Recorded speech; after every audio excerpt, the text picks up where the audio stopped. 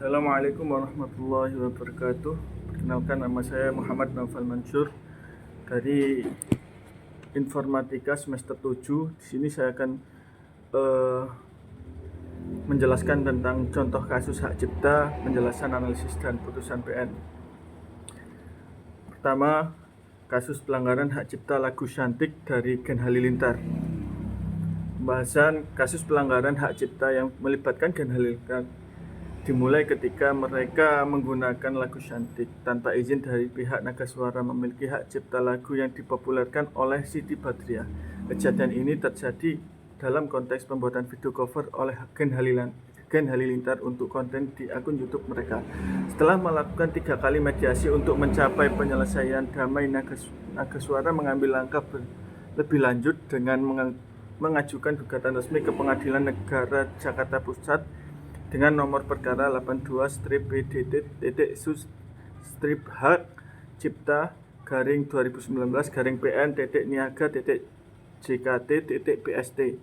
Gugatan ini diajukan sebagai respon terhadap ketidaksetujuan pihak Gen Halilintar untuk menyelesaikan masalah secara damai. Dalam gugatan, Nagasuara menyatakan bahwa mereka mengalami kerugian total sekitar 9,5 miliar yang meliputi kerugian material dan imaterial. Yos Mulyadi, kuasa hukum mewakili Nagasuara, mengajukan tuntutan ganti rugi kepada Gen Halilintar sebagai bentuk tanggapan terhadap dampak yang ditimbulkan akibat penggunaan lagu tanpa izin. Gugatan ini mencerminkan seriusnya pelanggaran hak cipta yang dilakukan oleh Gen Halilintar dan menunjukkan upaya Nagasuara untuk mendapatkan keadilan dan kompensasi atas kerugian yang diakibatkan oleh tindakan tersebut. Setelah melakukan gugatan terkait dugaan pelanggaran hak cipta oleh keluarga Gen Halilintar, Nagasuara menghadapi rintangan ketika Majelis Hakim Pengadilan Negeri Jakarta Pusat menolak gugatan mereka. Keputusan ini memicu keberatan dari pihak Nagasuara yang merasa bahwa kesaksian yang dihadirkan di sidang, yaitu Atta dan Thorik Halilintar sebagai anggota keluarga Gen Halilintar, dianggap kurang kuat. Nagasuara merespon penolakan ini dengan pengajuan kasasi untuk penyelesaian perkara ini.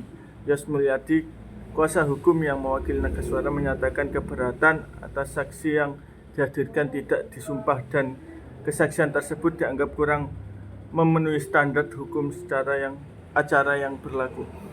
Keputusan untuk mengajukan kasasi pencerminan tekad Nagasuara untuk terus mengejar keadilan dan meresapi keputusan yang dianggap tidak sesuai dengan argumen dan dibuktikan yang mereka miliki. Yos menegaskan niat pihak untuk menjalani proses hukum lebih lanjut sebagai upaya untuk memperoleh penyelesaian yang adil dalam kasus ini. Setelah melakukan proses hukum yang panjang, Mahkamah Agung akhirnya mengabulkan peninjauan kembali PK yang diajukan oleh Nagasuara terkait kasus pelanggaran hak cipta oleh keluarga Gen Halilintar. Dalam putusannya, Mahkamah Agung memutuskan bahwa Gen Halilintar, Anovial Said, dan Lenggogini Umar Faruk yang dikenal sebagai keluarga Gen Halilintar terbukti melanggar hak cipta terhadap lagu Cantik. Sebagai akibat, Mahkamah Agung memerintahkan kedua tergugat untuk membayar ganti rugi sebesar 300 juta kepada Nagasuara. Keputusan ini dijelaskan pada dalam Amar 41 PK /PDT, Sus/Hk /2021. Keluarga Gen Halilintar terbukti bersalah karena melakukan perubahan terhadap lagu Cantik. Mereka membuat video dan mengunggahnya di akun YouTube Gen Halilintar tanpa izin dari Nagasuara Publisherindo, pemenang hak cipta tersebut. Saat ini pihak Nagasuara menagih keluarga Gen Halilintar untuk segera membayarkan ganti rugi sebesar 300 juta sesuai dengan putusan Mahkamah Agung. Yos Mulyadi, kuasa hukum yang mewakili Nagasuara, menyatakan kesiapan kliennya untuk mengambil langkah hukum lanjutan jika Gen Halilintar tidak mematuhi putusan tersebut. Dengan demikian, perkara hukum kasus pelanggaran hak cipta ini tampaknya belum sepenuhnya berakhir dan pihak Nagasuara siap untuk mengambil tindakan lebih lanjut bila diperlukan. Yang kedua, kasus pelanggaran hak cipta sengketa logo Geprek Bensu.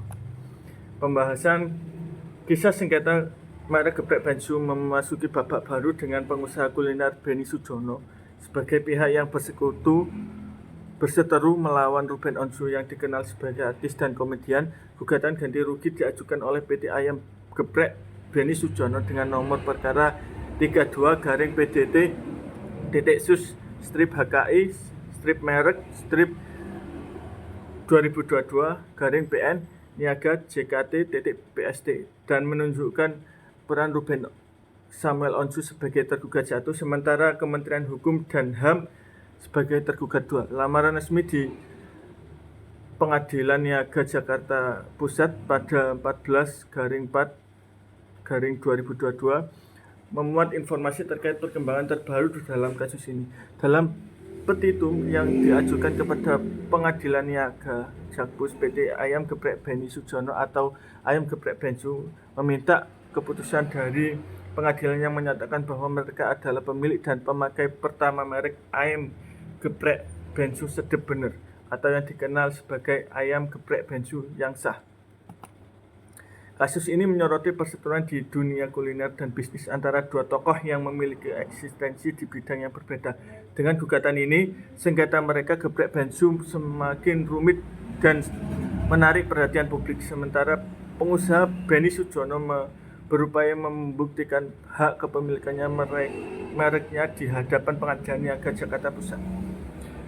Perebutan merek Geprek Bensu antara pengusaha kuliner Benny Sujono dan Ruben Onsu, seorang artis dan komedian, menjadi kisah panjang yang mencakup serangkaian peristiwa. Berikut adalah kronologi lengkapnya mengutip dokumen putusan Pengadilan Niaga PN Jakarta Pusat.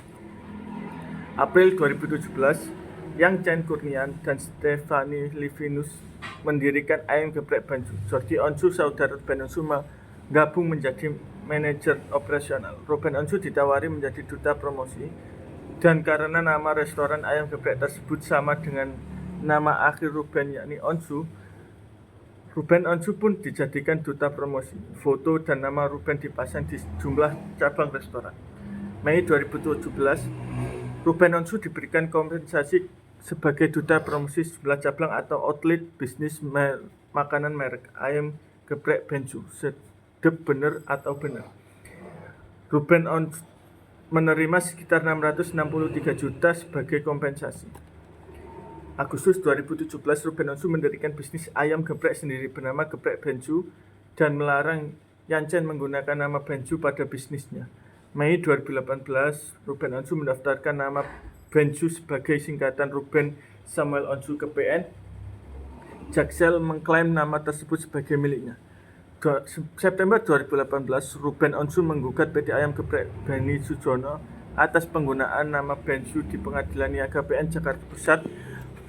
Mei 2019, Pengadilan Niaga Jakpus memutuskan bahwa PT Ayam Geprek Benny Sujono adalah pemilik dan pemakai pertama yang sah atas merek Ayam Geprek Bensu sedep bener atau bener.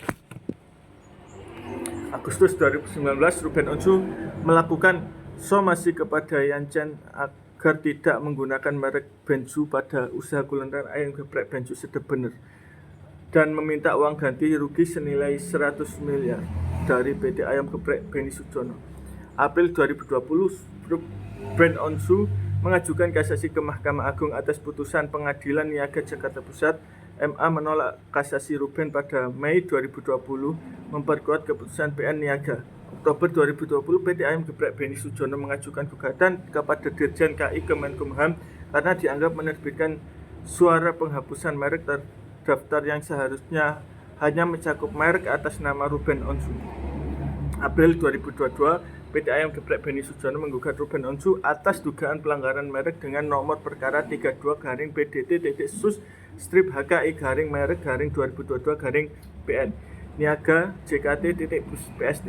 Mereka meminta pengadilan memutuskan bahwa mereka adalah pemilik dan pemakai pertama merek Ayam Geprek Bensu sedep bener yang sah dan menuntut ganti rugi sebanyak 100 miliar dari Ruben Onsu.